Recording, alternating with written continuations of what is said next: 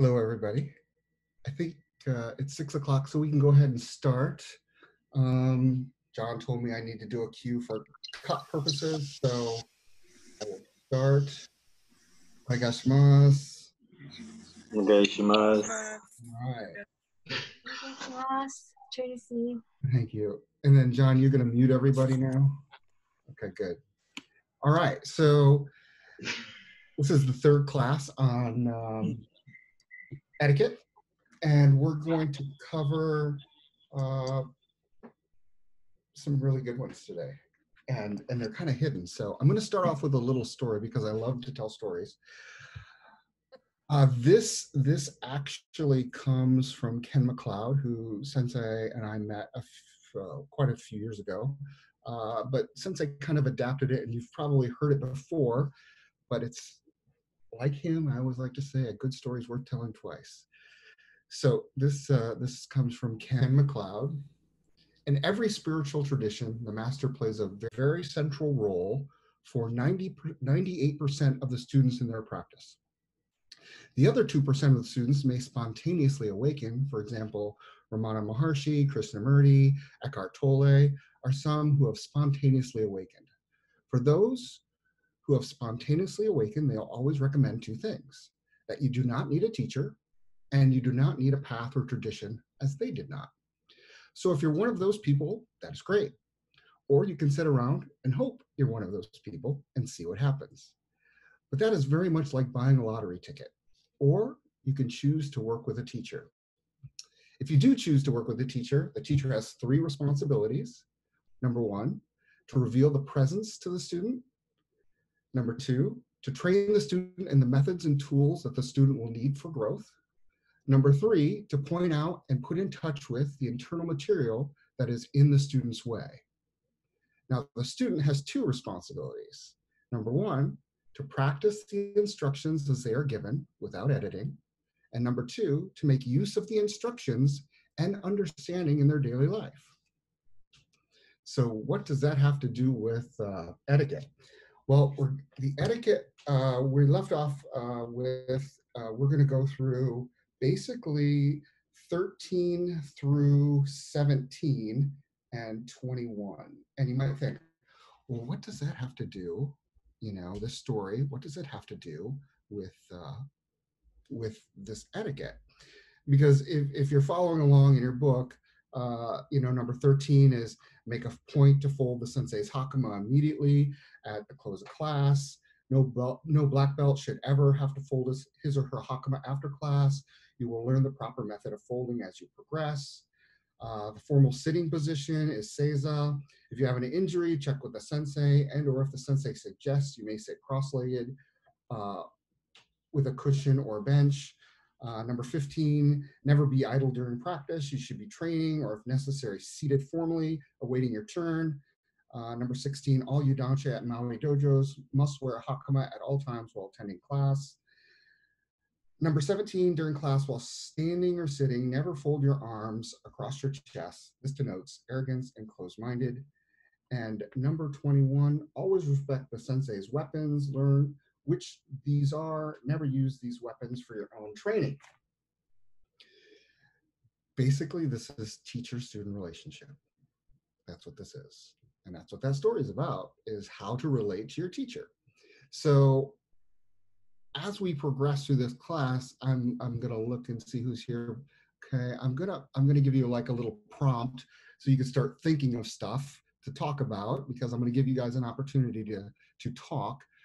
Charles Boyer Sensei, let's see here, Linda Sasaki Sensei, Melly Stokesbury Sensei, Toby Vogel Sensei. So, and just because I haven't called on you doesn't mean I might, but I'm giving these guys a little prompt because I probably will call on you throughout this class. Suzuki Sensei had a very close relationship with Toi Sensei. And he told me when he went to Japan in 1972, Toi Sensei said, okay, this was at the old Hombu Dojo. He said, okay, what I want you to do, Suzuki-san, is I want you to attend everyone's class at the Aikikai Hombu. Once you've done that, come back to me. And he said, "Hi, Sensei, I'll do that." He went to every class. And at the Aikikai Hombu Dojo, they have, I think, 3 or 4 floors of mats. So a different class is being taught, at different hours, but also like during the same hour. The 8 o'clock class on the third floor might be a kids class, and the third floor might be a teen class, and so on and so forth.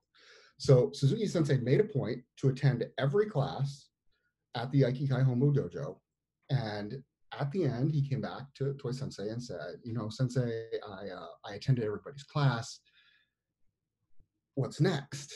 And Toy Sensei said, oh, good. Please choose, please choose a teacher to study with. Anyway, oh, um, I want to train with you, Sensei. He went, oh, good. Let's go to a demonstration. And he took him off. And after that, he trained with Toy Sensei exclusively throughout his entire time in Japan. But what Toy Sensei was doing was he just wanted to say, hey, check out all the teachers here. If you find somebody that really speaks to you, train with them. He was the head of all the teachers. He was called the Shihan Bucho, which basically is the head guy at the Aikikai at the time, and he wanted Suzuki Sensei to have the best experience possible. But since he chose to be with Toy Sensei took him under his wing and basically took him to every class he taught, as well as drinking after the classes and every demonstration to build that bond, and Suzuki Sensei was full of wonderful stories of his experience in Japan, and that was his experience. And as we go through this etiquette and I tell these stories, you will probably be thinking, gosh, I wish I could have been back. I wish I could have trained back then. I wish I could have been training under Toy Sensei. This would be fantastic. Gosh, I wish. But I have to disagree with you, because even though it was the golden age of Aikido back then, it was a completely different style of training.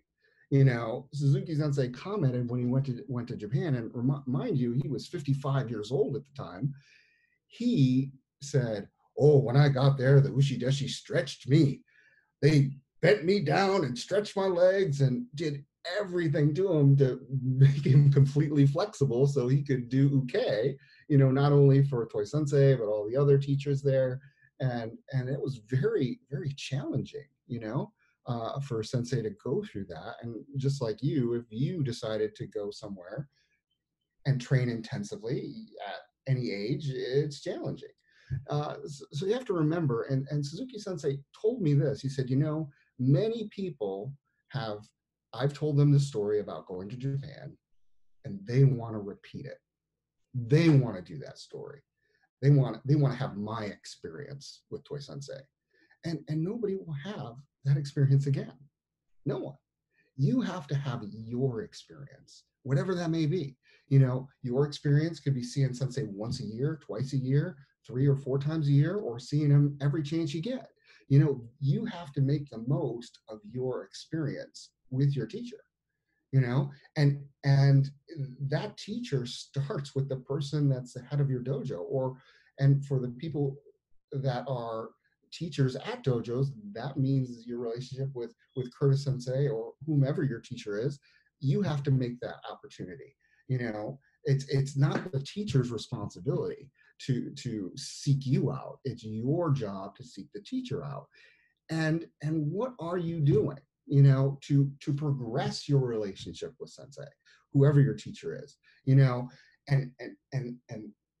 I can't, these simple, etiquette, fold the Sensei's hankama, make sure he's got water, do all that kind of stuff. That's all very superficial, extremely superficial.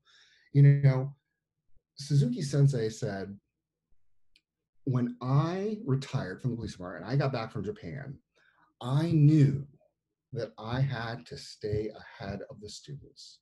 So I did that by breathing and meditating for 3 hours every day, because I had to have the experience. If I wasn't experiencing it, then how could I teach my students to experience it? He would say, the neighbors thought I was crazy because I would go outside under the tree and I would sit 1 hour with left over right, sitting agra, and then another hour right over left, and then I would hit seiza for my final breathing session. I do meditation for 2 hours and breathing for another hour, and for 3 hours. And he said I did that for, I don't know, he did that for 5, 10 years, something like that, just to say he wanted to test the training and he wanted to make sure he was having the experience so that his students could have that same experience. He wanted to make it available for them. And how did he make it available for them was to actually experience it. It's one thing to talk about it, another thing to do it, and then to be able to show how to do it. Twist Sensei always say you got to be able to do three things. You got to show it, do it, and be able to explain it. And since I'm more of an action guy, I'm more of an on the mat guy. I like to throw people around and do that kind of thing. That's my style. So talking about it, I can talk pretty good about it and show it, but having just to being a well-balanced instructor, that's something that everyone needs to strive for. You got to put the time in. And what I like to do, maybe I can start off with Charles Boyer Sensei. Charles Boyer Sensei is the head of the Lokaki Dojo, and he also has the benefit of training both with Curtis Sensei for quite some time and Shaner Sensei, his first teacher, but also he went to Japan quite a bit, and he also is the guy who goes to Europe every year with Sensei to translate, for the Spanish and experience. So Charles, if you could, give us your perspective on student-teacher relationship. Oh, thank you, Sensei, for asking. Well, as you suggest, it's something that has evolved over time. Of course, I started in South Carolina with David Shaner Sensei. And my first experience traveling to seminars and to Japan were with him. And my first experience as Otomo was with him. So it started, I guess you could say, those kind of things started pretty quickly and early for me. Within a year, I was traveling and went to seminars in other states. And within a couple years, I was going to Japan and things like that. And I've also had experience on Oahu with Clayton Nalawai Sensei. He's been my teacher as well. And he's, the interesting thing is that he was also Shaner Sensei's teacher at one point, many, many, many years ago. And so I moved, it's a little odd, maybe some of the things I might say here, but when I moved to Hawaii, I realized that Nalawai Sensei, that he was the head of Lokahi Dojo at the time, he didn't have anyone kind of taking care of him. He didn't have a regular otomo or someone that was, and I was trained the sensei always had someone with them when they were coming to teach. And so I pretty much just stepped into that role pretty soon after arriving in Hawaii, following him to his office, asking if there was anything he needed, making sure the class was ready and so forth. And then, and I also traveled to Japan with him, which was an experience because he had never been to headquarters. So I was the person showing him around and showing him the way. It was a little unusual. And then, as you mentioned, I also, when I moved to Hawaii, I was also under Curtis Sensei. And so the relationship was, I was a student in a different dojo. But then I became the head instructor. And basically at that stage, I was Curtis Sensei's student. And soon after, about 9 years ago, I made my first trip to Europe with Curtis Sensei, and I've been every year since then. And, you know, I mean, there was quite a bit of expense and sacrifice, you know, I'm married and so forth. And these are things, I guess, as you become more involved and your connection with your teacher deepens, becomes more serious, you start realizing that these things are necessary. You have to make these sacrifices. You have to spend the money. And of course, then you also get to know the teacher pretty well.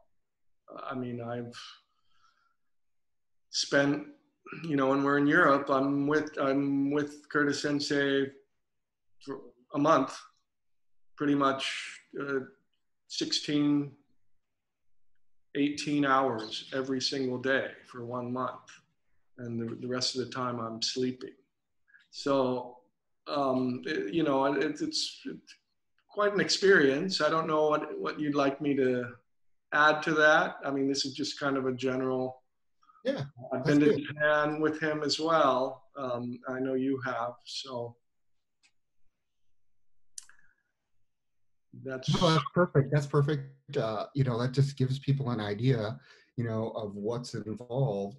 You know, it's you made the effort, you know, to do this, to connect with your teacher like that, and both, you know, and thank you for reminding me about Nalawai Sensei. I completely blanked that, but yeah, I mean, moving, you know, you were trained as an Otomo by the very famous Eric Harrell Sensei, That's and right. he was Shaner Sensei's guy.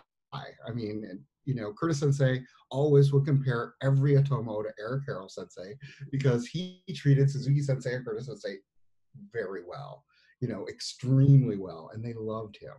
And with, you know, you put in the time there, learned under him, and then when you moved, I remember when you moved because I had called you up. I was living in Arizona and you were living in New Mexico, and I called you up and I was breaking the news to you for the first time, telling you I was moving to Maui, and you said, "Oh, really? When are you moving?" And I went, "Oh, I'm moving in May," and you were like, "God, I'm moving like in June."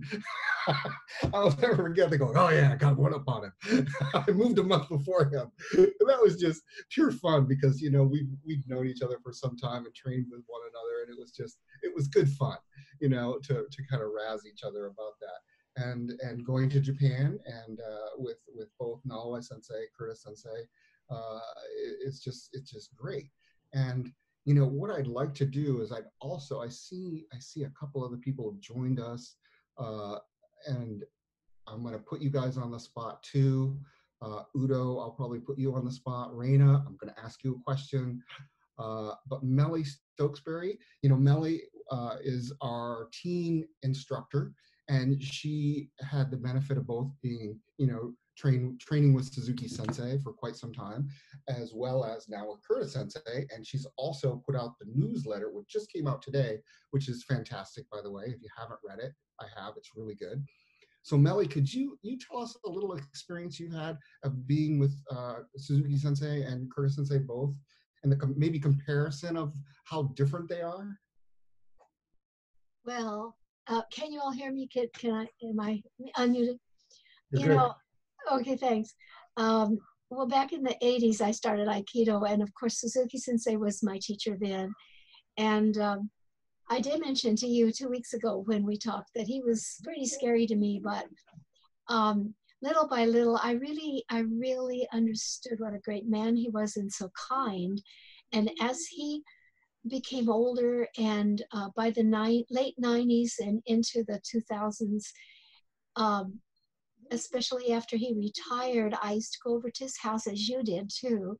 And then when he was in the care home, I used to go visit him, as everybody did, after classes on Sunday, and sit with him and just give him our love in ways which meant just being there with him and encouraging him to talk with us about his memories and things that we both had shared, and things from the past. It was great. You know, one of the things that I listen to you guys talk about it, and you have to be aware, I'm sure, that a woman student just doesn't have a chance to be quite as close to a sensei because we can never be the otomo. Although I think Reina did get that chance once, but there wasn't any guy otomo available for some trip to the mainland. But I've never been otomo for the sensei on a trip or at a seminar, and I think that that's just not important. I mean, you know, I would say my teacher-student relationship with Curtis Sensei is more about his ideas, his teachings, his support of me and my practice, and it's very meaningful. But it's a little more formal. I feel it's a more formal relationship than probably you guys have.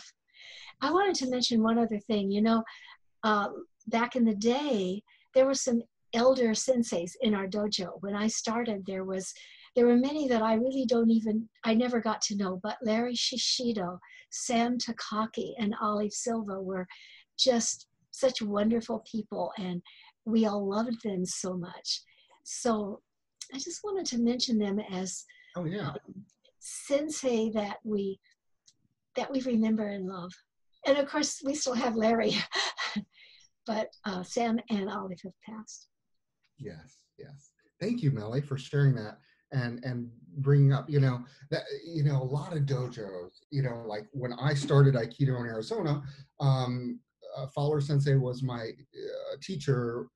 But before that, I started at a community college, and there was another gentleman who was Yandan. His name was Philip Nagasawa Sensei, and he was my very first experience with Aikido, and he was a Yandan, and he was fantastic. And then later on, I met Fowler Sensei, who at the time was Godan at the time, and there was nobody at our dojo that was, I think the highest ranking person was Sandan at our dojo, and there was maybe 2 Sandans, and then everybody else was like white belt, blue belt, brown belt, and a few Shodans. And then, of course, when you come to a dojo that's been around much longer, like, for example, the Maui dojo, I mean, you look up, we have a board in the back that basically has all the ranks listed, and you look and you go, holy Toledo, it's really top heavy in a sense. There is a lot of rank there and a lot of people, that have gone before you. I mean, on the backside, there's all the people who've trained, and just looking, I mean, in Maui especially, and Suzuki Sensei has a lot of credit for this, is there are more Rokudan, 6-dan females in Maui. It used to be than the entire world, I think. I mean, I know for a fact, now it's a little bit different because women in the Aikikai have been promoted, and there are some higher ranking Ki Society women outside of Maui now. But back in the early 2090s, that was just unheard of. When I started Aikido, you could go to a seminar and the highest ranking person there would be like 4th degree black belt, and that's just because it was such a new art. Very, very new, and even in the United States, which had been around since the 50s, still it wasn't something that'd been around hundreds and hundreds of years. So that was to be expected. Toby Vogel Sensei is newly promoted as the chief instructor of Europe, and he's trained under first he trained under Yoshigasaki Sensei in Europe, and now he trains under Curtis Sensei. But Toby, could you give us some comments on your relationship with teachers? I know your father was your first teacher, wasn't he? And then from then on, Toby Vogel Sensei. Thank you. Oh, you're muted. Got to unmute yourself there. Okay, this way. Thank you, Sensei. So yeah, I started at an early age of 11. Training with my dad. Together we went to, my first teacher was Eugène Dulong. Well, the names maybe don't tell you something, but the relationship back then with the teachers was quite different than now. Because I remember training under Yoshigasaki Sensei, he never had this teacher-student relationship. He always would teach in the dojo and then leave. And outside of the dojo, it was very difficult to get close to him. So there was a big distance. So the first time we met, Suzuki Sensei came to Europe for the first time he came. We met him and he was so different, so open, so friendly. We met him after class, so we didn't train yet. He came there for a seminar, and I remember that my dad taught a class back then, and we used to sit around and have tea together after class. And at one point we're sitting there, and then we see 3 people peeping through the window, watching. And a very short, small Japanese guy with big glasses, a very young man, and my teacher back then, Eugène Delong Sensei. They were looking into the class, and then he came in. We invited them in, of course, to have some tea with us. And that was my first experience with teachers that would be very close, that would be very open, and sharing stories and asking how you were doing. And a few years, well, that stuck to us, right? That stuck in our minds. And later, when Yoshigasaki quit with Key Society, it still, we remember that. So when Curtis Sensei came to Europe then to teach some seminar again, we had the same feeling, the same kind of relationship, very open, very willing to understand you and be with you, and you were able to be with him. And that was quite different from what we were used to. So that made that had a huge impact on our idea of training and changing the things that we did. Yeah. So that also part of the reason why we changed back to Key Society and we didn't stay with Yoshigasaki. Yeah. Well, thank you very much for that. That gives everyone kind of an understanding. You know, Europe's very different in some senses with student-teacher relationship. And I think Yoshigasaki kind of was not, he trained with Toy Sensei for quite some time, and he had an interesting relationship. And when he went to Europe, I think he kind of acclimatized to that style of how to teach. And that's one thing, Suzuki Sensei always said. He always said this. He'd say, no matter what you know, give it all. Give it all to the students. Never hold back. Teach them everything you know. There are no secrets. You just share with them everything absolutely that you have. And that is super, super, important, that you don't, kind of hold stuff back for yourself and you give it. You have this openness about you. And Suzuki Sensei was extremely open with everything, like in, past Zoom conferences we've had. Suzuki Sensei would tell me if he didn't know something, he'd go, I don't know, or it doesn't matter. This is what's important. And he would go on with that on giving everything to the students, never holding anything back. That was one thing that, Curtis Sensei really, when he talked Sunday about gratitude and Friday about gratitude, that's what he means. He means, you gotta have gratitude. A student-teacher relationship is all about that. Foundation is gratitude. I mentioned earlier that a lot of people want to have, they think about somebody's experience and go, oh, I'd love to have that experience. And I said, no, you got to have your experience. And the reason I say that is because in Toy Sensei, you look at his teachers, he had many teachers, and Suzuki Sensei and Curtis Sensei, we as students have to stand on their shoulders. It's not about competing with them or getting better than them. It's about just using what their foundation to build another house, and so on and so forth. And you have to put yourself at, I would say, at risk, the risk of losing yourself, to do that, you need to realize, and people need to realize that when you're training with a teacher, it's not about you as who you think you are. It's about giving, give your heart and soul to your teacher. And then when you become a teacher, then you can do the same thing. You give, they'll give your heart and soul, and it just continues. And that creates a really interesting momentum, and when you build momentum in training, it's very hard to stop. I mean, it just compounds like interest. So with that being said, Reina started Aikido as a kid, and Suzuki Sensei would always say, Reina's the only one who started as a kid, who went all the way through and still trains today. So Reina, if you could share not only your experience, but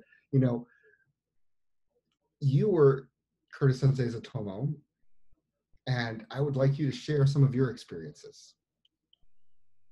Okay. Well, having started as a kid, I had many, many senseis compared to most people. So I started with Gushiken Sensei, Tengan Sensei, and Takaki Sensei. And then as I was more of a teenager, the Shishiro Sensei, they said, oh, now you need to go to Shishiro Sensei. So I went to Shishiro Sensei and then started going to Suzuki Sensei's classes. After that, I went to school at Colorado State, and my sensei was Russ Smith Sensei in Fort Collins. And at the same time, Kashiwaya Sensei was living there in Colorado.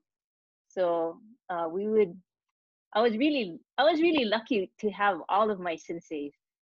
They helped me through so much, especially growing up and stuff. But when I was in Colorado, Russ Smith used to drive us every month to go to Kashiwaya Sensei's class. So I was really lucky, and then we'd stayed over with different people, wherever it was, like Denver or Boulder.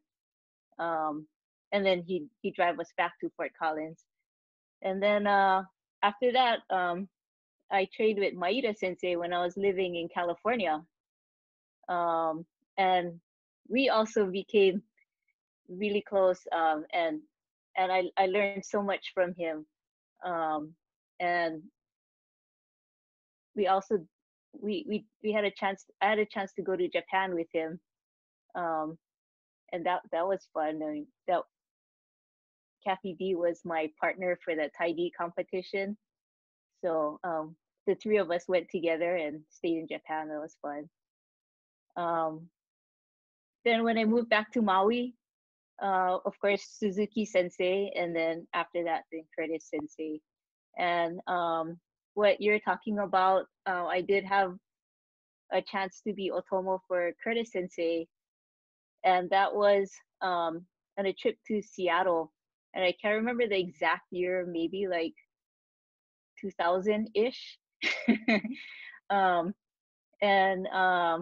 Yeah, it was really difficult because at that time I was just starting my career and I didn't have that much money. So there was nobody else that I knew that was going that would split a hotel with me, and I couldn't afford to stay at a hotel. So Kashiwaya Sensei had arranged for me to stay with another student there in Seattle. And the hard part was that Curtis Sensei was staying in the hotel and I was staying at this person's house. And luckily I had support from that person. Let me use their vehicle when, on certain days when they weren't using it. And then Eric Harrell Sensei helped me a lot because he just told me, whatever you need, just let me know. And I was like, I need a ride and we need to pick up Curtis. And he's like, okay, I'm there. And he would pick me up and then we'd go to pick up Curtis Sensei. So I was really lucky that I had a lot of help at that time because, I just didn't have any money. And as far as like being Otomo, it was a really good experience and brought me a lot closer with with Curtis Sensei. And as far as it being like a unique experience, it is unique, and yet I think that like Mele was saying that maybe women don't have as much opportunity to be otomo, and I find that maybe it's not so much of a disadvantage in a sense, because as women, it's almost like we're socially conditioned to be the role as more like a wife and a mother, and as soon as you become a mother, you're just like an otomo, and in a certain sense. And I mean, it's not the same, but um, you basically have to put everything of yourself or your life on hold, or your you know the things that you want to do in a sense, and you have to do what you need to do, which is take care of your child. So in that sense, I found that it was really similar to what I guess the role of wife and mother is. But I know that's not really the topic of the conversation, but that was just my experience. But in general, all of my senseis, I love all of my senseis. Really, I would not have grown into the person that I am today without them. Especially, many of them have passed away already, and I mean, I still have Shishiro Sensei and still talk to him, and we're good friends. And when I was in high school, he was a teacher at the same school where I was at, so I saw him every day. I used to hang out with him during lunch recess. So so yeah, he's still there in my life till this day. So yeah, it's really you can have a really close experience like that, I guess, Yeah, that's between great. teacher and student. Yeah, that's perfect. What you said, and what Melly said. It's Aikido really does cross the male female boundary situation. When you're on the mat, I mean, I'll be honest, I don't really look at it's a guy or girl. I just look for somebody to train with, and let's just train. And I think a lot of people get hung up on that, and I know several people who have got hung up. Oh well, you get this because you're a guy. And it's not about that. It's not about that at all. And if you get stuck on that, you won't progress. It's just like the Sarasara whole poem that Suzuki Sensei received for his 50 years. Let your mind flow like a river. Don't let it get stuck. And two people get hung up. A teacher's not the perfect person. Far from it. Far from it. In fact, I was reading, I wrote this down in my little book here, and it kind of summarized how, somebody should go about their practice. And you should have great faith, great doubt, and great determination. And with great faith, you have to have faith in the teaching. You have to have that faith in the teaching. If you don't have a faith in the teaching, you got to find another teaching. But you got to have faith. And you have to have great doubt in the teacher. Now, you may say, oh, I doubt my teacher. No, that's not it at all. When I mean great doubt, that means you gotta not just take what he says and go, oh yeah, that's it, and just repeat it. You need to experience it. You need to move into that place. And that's what I mean, and that's what I took from when it says have great doubt in the teacher. It's not doubt in what they're saying is incorrect. It's the I've got to figure this out. He's giving me he's lighting the candle for me, and I've got to follow it.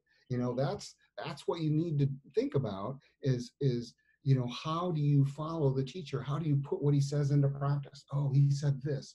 What does this mean for me? How do I go about this?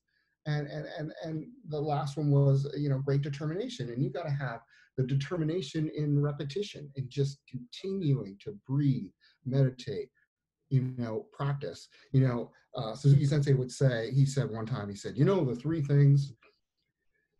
things that really, really benefited him he'd always talk about it, and he would say, the interdiscipline training, folks, that's where it's at, interdiscipline training. But specifically, I would say, oh, Sensei, what specifically molded you as you are? And he said, breathing, meditation, and bokken. And I was like, oh, okay. So I asked Curtis Sensei, Curtis Sensei, what are the 3 things that really molded you? And he said, oh, yeah, breathing, meditation, and Misogi. 2 out of the 3 were the same as Suzuki Sensei, but there's a different one, Misogi. He said Misogi practice really, really helped him. Where on the other hand, Suzuki Sensei, it was bokken practice that really helped him. So, you have the tool, the teacher is giving the tools, the teaching has the tools to provide you. And then you need to go not so much shallow, but you need to dive deep into those tools, whether it be breathing practice, Shainer Sensei, one time he was saying, oh yeah, you should, he was saying that he was, well, Curtis Sensei tells a story, and then Shainer Sensei gives his perspective on that story. And the story was, it was Curtis Sensei, Shainer Sensei, Maeda Sensei are in the bus going from headquarters. I can't remember if it was from the airport to headquarters to the airport. I don't know which one it was. They were on a bus together. And Suzuki Sensei gives the whole spiel, So, how long are you breathing? Because that was his question. How long are you breathing?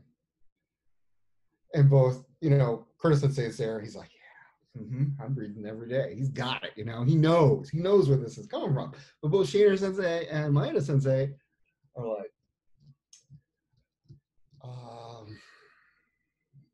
not every day, Sensei.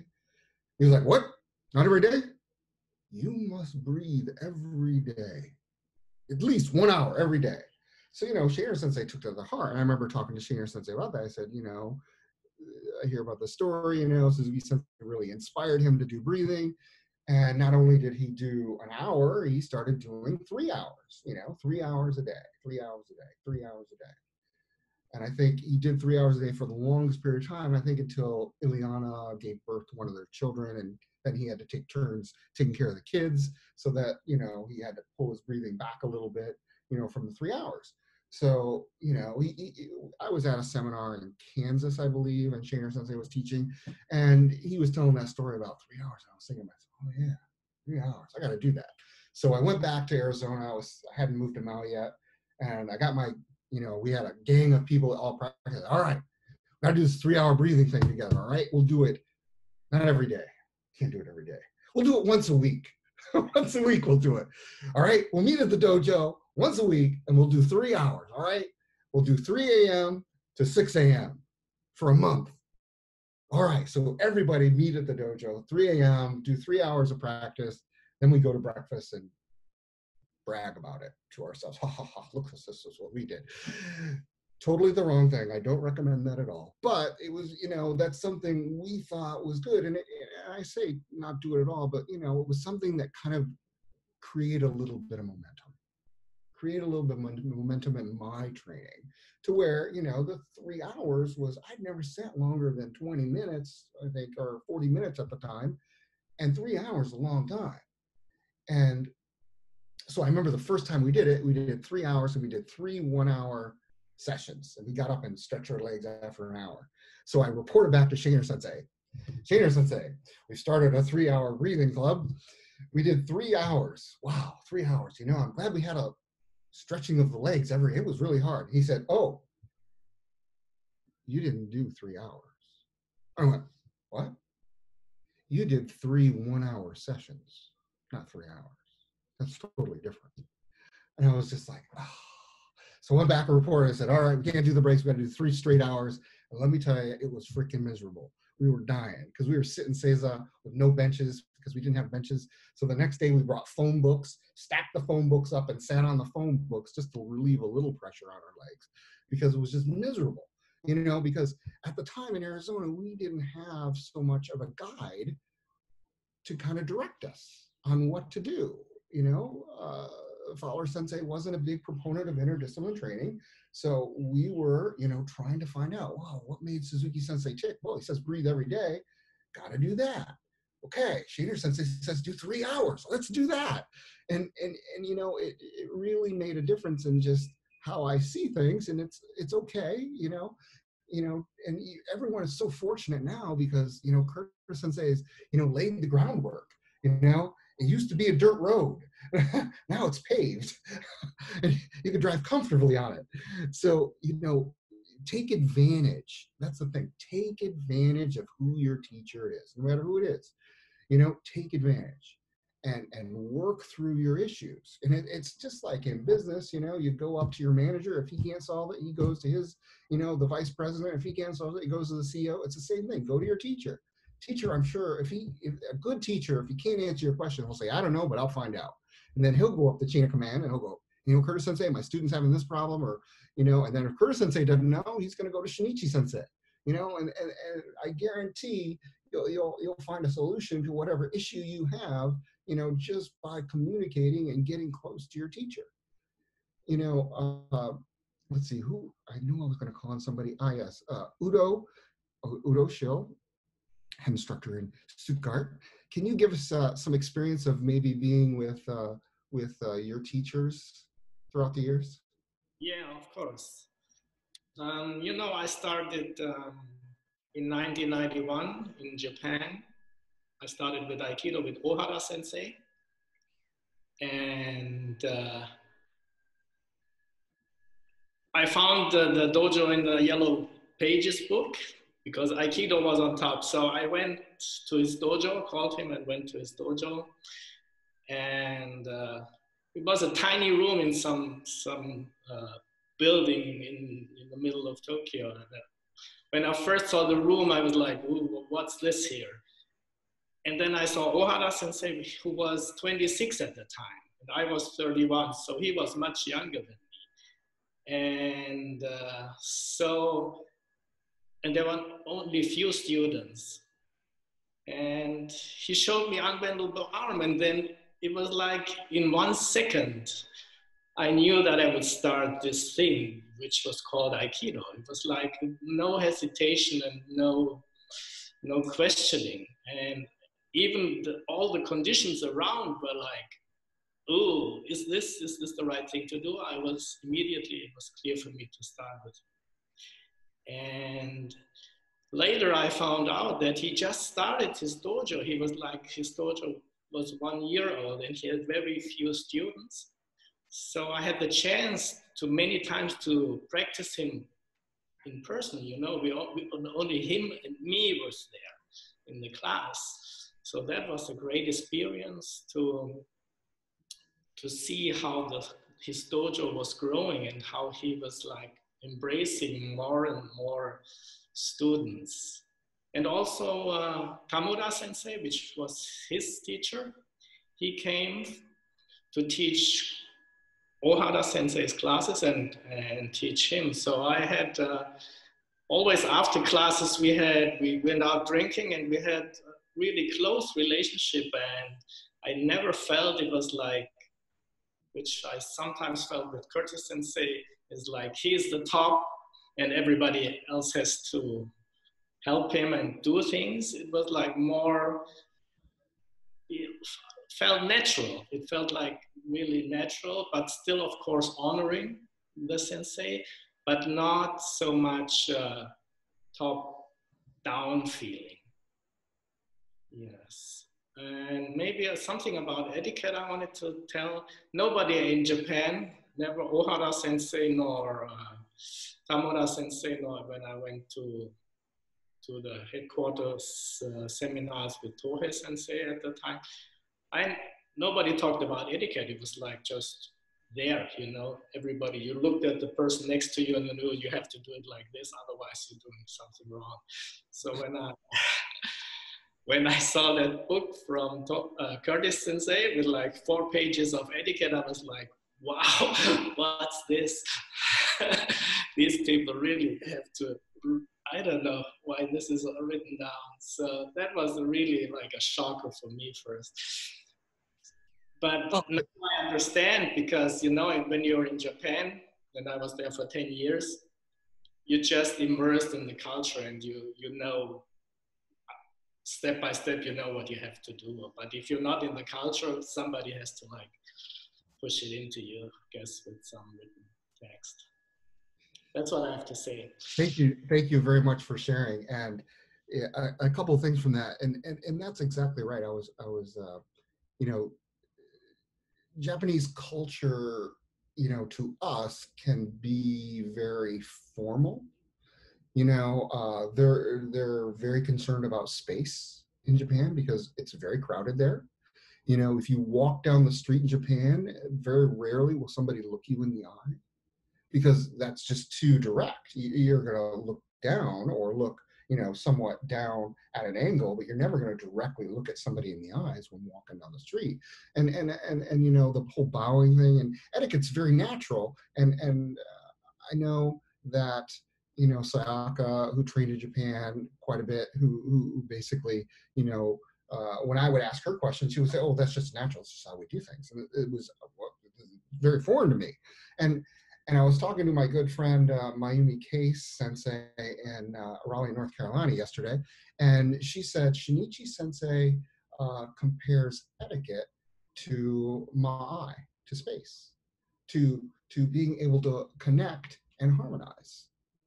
And I thought about that and I went, oh yeah, that's really actually very right. I mean, that's spot on. I mean, it's about safety, you know, and that's why we create ma'ai. You have to have a safe distance. And that's the reason we have to write down the etiquette is basically to give people a guideline of connection. You know, this is the very basic of our connection. You know, and these that I, you know, I read these off at the very beginning, you know, always respect the sensei's weapons, learn which these are, never use the weapon, use these weapons for your own training. Well, yeah, that's pretty obvious. But, you know, a brand new person at the dojo, and I can tell you this from experience, we were at the Maui dojo and, you know, it was a Saturday and we were training people for tests. We walk in and we look up and we went,